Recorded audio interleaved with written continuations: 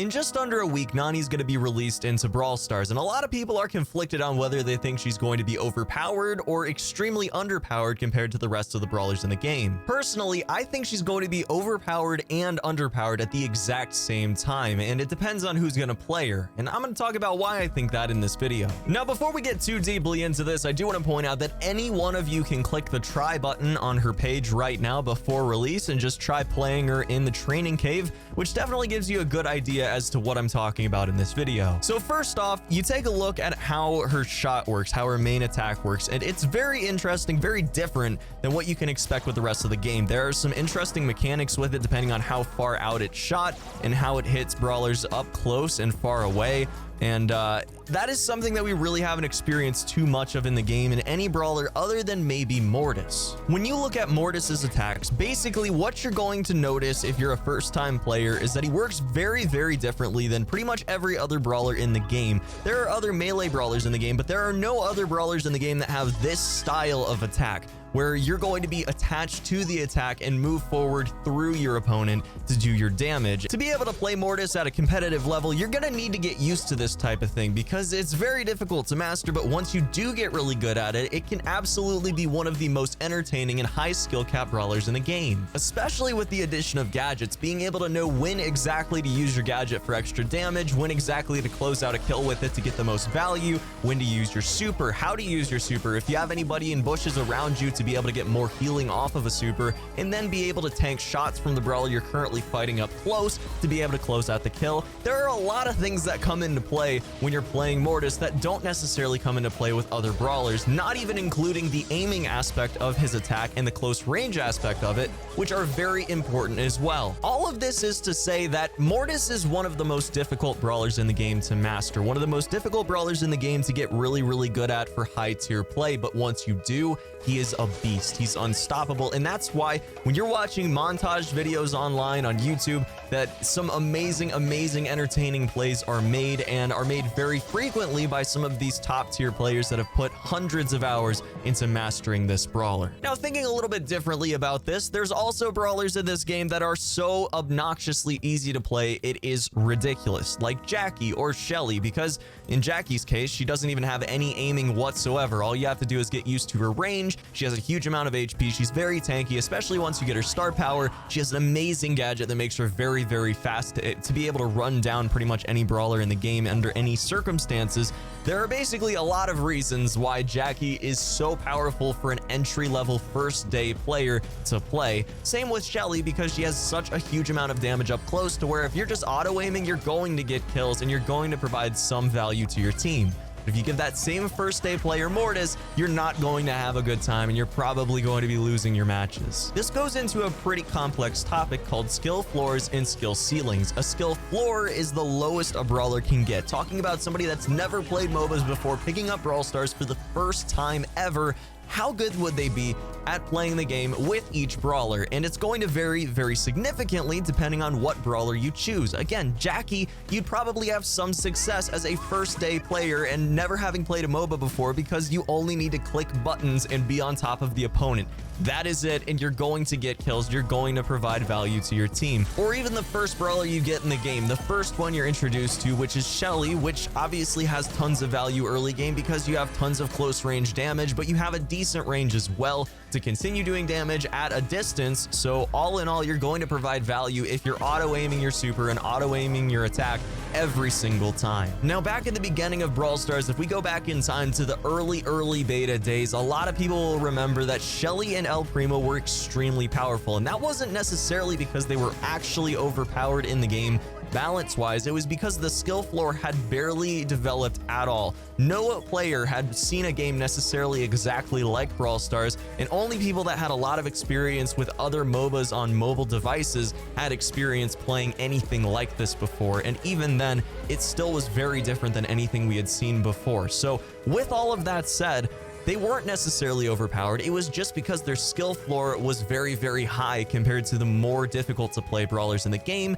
and people had to get good at the game over time. And if nobody had played this type of game before, nobody started out very good at the game. Now, what exactly does all of this mean, and why am I bringing it up? Well, I believe that Nani is going to have one of the lowest skill floors in the game, meaning that she is going to be horrific to play with if you're playing with a day one player. She is going to be horrible for your first day players to pick up and try out, and probably most people are not going to be very good with her out of the gate. The professionals, the people that have been winning tournaments and taking names since literally the start of beta, those people are going to pick up Nani and they're going to get good very quickly, and they're going to get her to 1250 trophies, and they're going to be the reason that Supercell will likely nerf Nani after release, despite not having amazing win rates early on in your Brawl Stars career. If I had to guess, I would say most people will not think she's overpowered based purely off of their own experiences, but people that get really good at playing her, she has all of the kit needed to be an extremely good utility-based brawler that does a ton of damage,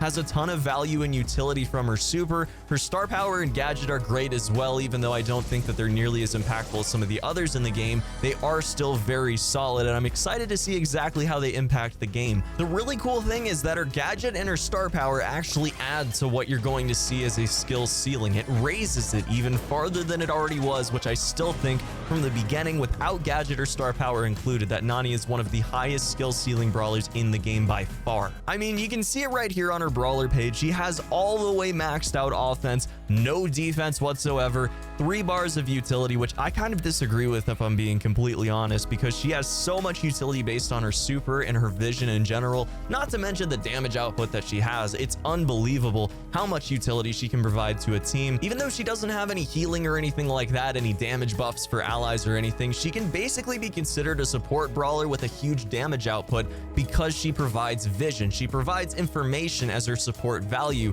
which gives her a huge amount of utility I don't think is reflected on the brawler page here. And then Warp Blast may be one of the best gadgets in the entire game at this point, considering Peep can go anywhere on the map that he can get to before exploding, and you can teleport anywhere on the map that he can get to without exploding. That is huge value. It can mean that you can have nobody in your entire area, and then all of a sudden an 8-bit turret flies over the wall and Peep just flies through around the corner, and your team is just going to get destroyed because of a double teleport, maybe even a Crow super or an El Primo super to fly in off to the side or something like that as support. There is so much damage output that's going to be jumped in randomly without any prior notice to the enemy team, and that's going to be very hard to deal with if you're not a pro player. So I definitely think that Warp Blast is extremely powerful. Nani's star power, which is autofocus, is also really cool in my opinion. I think that it's going to be really fun to be able to sort of spin Peep around a few times before going in for a huge damage buff to it. I think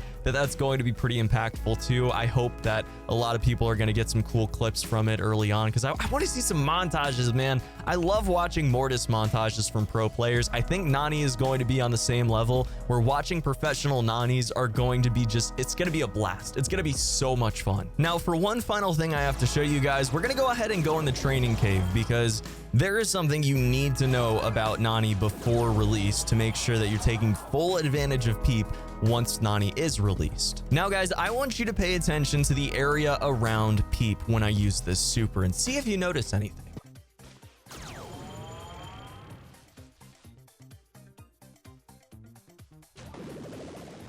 Now, you may have noticed there was actual vision given by Peep, despite Peep being a projectile based on the game's code. The really interesting thing here is that usually when you're walking through grass, it becomes translucent to show where your vision extends to. Obviously, when we went around the boss bot the first time, we got full vision of it without actually hitting it. So there is some type of vision around the area of Peep as a projectile, but we don't know exactly how that's going to be indicated. We don't know if it's the same as an actual normal brawler without a star power or anything like that. So we're gonna have to see exactly how that works once we do get into the full game. But for right now, I think that Peep is going to be a very powerful tool for anyone that masters his usage. By the way, guys, make sure you use code Chiken in the Brawl Stars shop. That would be very cool of you, and I'd really appreciate CHIKEN, and I'll PayPal you a Porsche.